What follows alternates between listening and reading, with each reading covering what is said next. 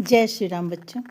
आज हम लोग श्री रामचरितमानस का प्रथम सोपान बालकांड में यह जानेंगे कि कामदेव ने शिव जी की तपस्या भंग की और सभी देवतागण खुश होकर शिव जी के पास यह आग्रह लेकर गए कि वे पार्वती जी के साथ शादी करें, जिससे उनके पुत्र के द्वारा तारकासुर का वध हो सके। और शिव जी उनकी बात मान लेते हैं। तब सभी देवतागण हिमाचल के पास शादी की तैयारी के लिए जाते हैं। यह उत्सव देखिया भरी लोचन, सोई कछु करहु मदन मद मोचन। कामु जारी रति कहूँ बरु दिन्हा, कृपा सिंधु यह अति भल कीन्हा। सासती करी पुनि करहि पसाओ, नाथ प्रभु ने करे सहज सुभाओ। पार्वती तपु किन्हय पारा, करहु तासु अब अंगीकारा। सुनी विधि विनय समुझी प्रभु बानी, ऐसे ही हो कहा सुकुमानी। तब देवन दुंदुभि बजाई, बरसि सुमन जय जय सुर साई।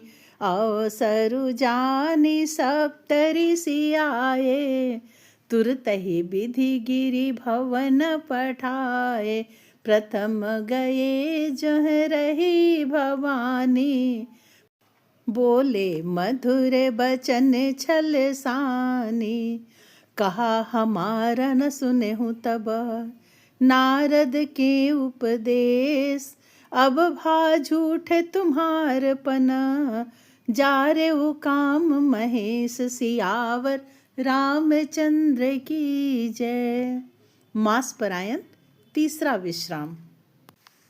जब कामदेव ने पार्वती जी के तप को सफल बनाने तथा भगवान शिव को पुनः ध्यान से बाहर लाने के लिए शिव जी पर काम बाण छोड़ा, तो भगवान शिव की घोर तपस्या भंग हो गई।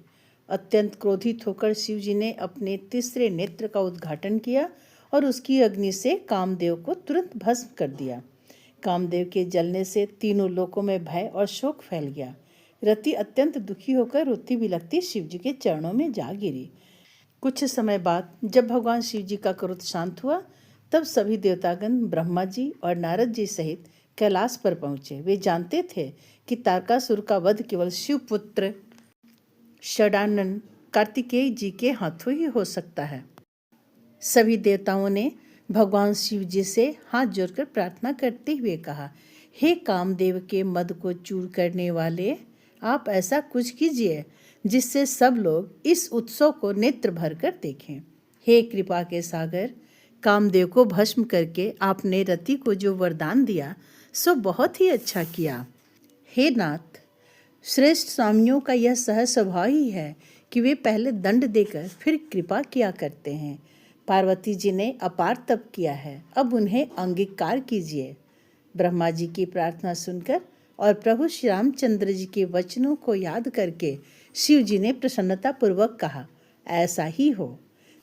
तब देवताओं ने नगाड़े बजाए और फूलों की वर्षा करके जय हो, देवताओं के स्वामी की जय हो, ऐसा कहने लगे।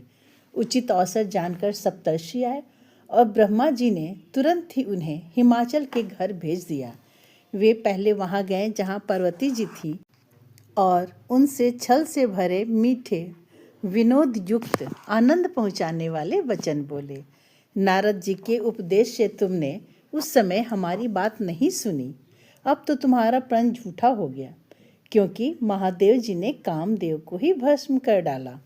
सप्तर्षि सोच रहे थे कि पार्वती जी इस बात को सुनकर घबराएंगी, विचलित हो जाएंगी, लेकिन ऐसा कुछ नहीं हुआ। आगे क्या हुआ हम लोग जानते हैं अगले वीडियो में। जय श्री राम। और हाँ, यदि आप भी जानना चाहते हैं तो मेरे चैनल को सब्सक्राइब करें।